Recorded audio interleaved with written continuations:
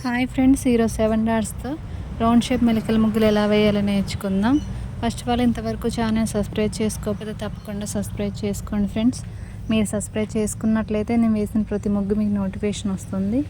ఈ ముగ్గు నచ్చినట్లయితే ఒక లైక్ చేయండి. ఎలా ఉందో కామెంట్లో తెలియచేయండి. మీకు ఎలాంటి ముగ్గులు కావాలన్నా కూడా నాకు కామెంట్లో తెలియచేయండి.